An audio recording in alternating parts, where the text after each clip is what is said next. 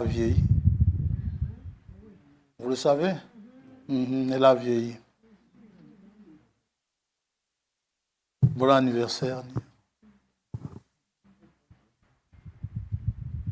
Oh, tu peux couper. Que Dieu vous bénisse. Je tiens toujours, bon, c'est un peu mon maman qui m'a appris, quand le Seigneur me fait quelque chose, toujours témoigner, et peut-être que ça peut fortifier l'un ou l'autre. Et donc, comment? Donc, c'était pour moi alors que le Seigneur voulait te donner une leçon. Donc voilà. Donc ce week-end, j'étais en France parce que j'avais un ami d'enfance qui se mariait. Et donc j'étais le chauffeur. Donc c'est avec ma voiture qu'on se déplaçait. Donc j'étais parti vendredi. Et vendredi soir, j'étais parti les récupérer chez lui. Je garde ma voiture. Et je pars chez lui, je vais le récupérer et on revient. À un moment donné, j'appuie, je vais démarrer ma voiture ne démarre pas. Je ne sais pas très bien pourquoi, elle m'a affiché une erreur.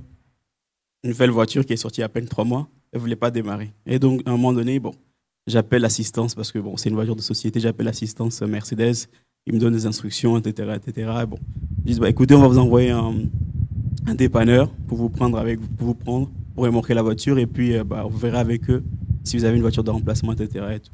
Mais je suis quelqu'un, j'aime pas trop les complications, j'aime pas trop toutes ces choses-là. Enfin, j'étais en France, j'étais pas chez moi. Si j'étais chez moi, j'allais prendre le train, rentrer à la maison, c'est à côté. Et donc on est sorti, mon ami et moi, on s'est dit on va aller manger. Et donc on est parti un peu loin pour aller acheter au tacos. Mais j'étais pas très à l'aise. Et donc à un moment donné, je retourne vers ma voiture. Je me dis, je vais retourner pour aller voir un peu. Et au moment où je retourne, il y a une voix qui me dit, Fabrice, t'as même pas pris, t'es pas sérieux. Et donc je vais dans la voiture, je me mets assis et je prie. Je demande, Seigneur, voilà, c'est vrai, j'ai fait confiance à Mercedes, mais c'est vrai, j'aurais dû t'appeler en premier. Et donc, je prie, je ferme la vitre. Bon, le quartier, je ne connaissais pas très bien, je ferme la vitre, je ferme tout et je prie. Au moment où je lève, je me dis, écoute, maintenant, mon ami arrivait. Et donc, il toque sur la vitre, mais je n'ai pas encore fini. Je dis, attends, donc je finis ma prière. Et puis, à un moment donné, je finis ma prière et j'allume ma voiture, la voiture démarre. Et donc, mon ami, il me dit, tu priais? Il me dit, moi aussi, dans le resto là-bas, je ne sais que prier.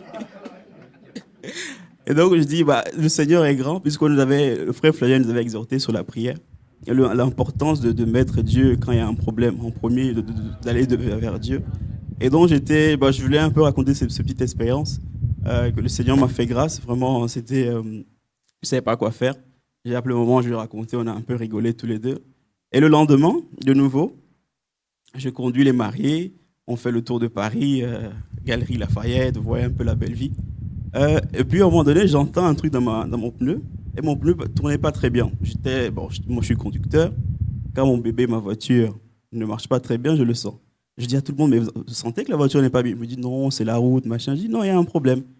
Et donc au moment où on s'arrête, je regarde, il y avait un clou dans le pneu.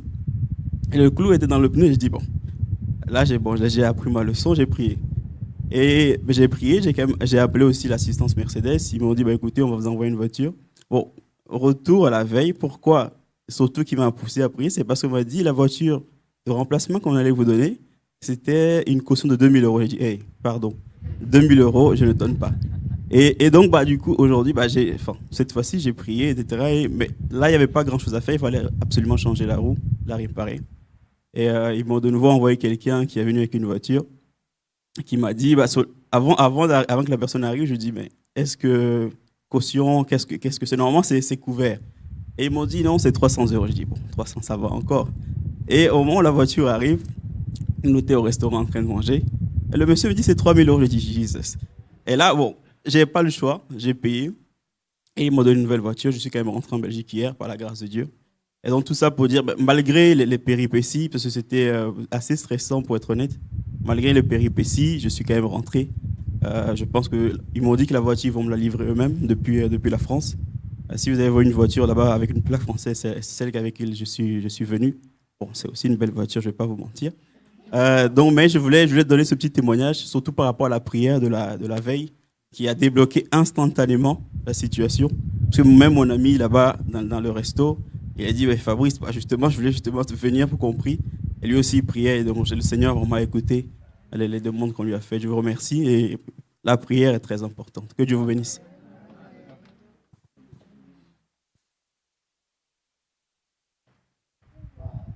Que Dieu vous bénisse. Que Dieu soit loué. Il prend soin de ses enfants, vous savez.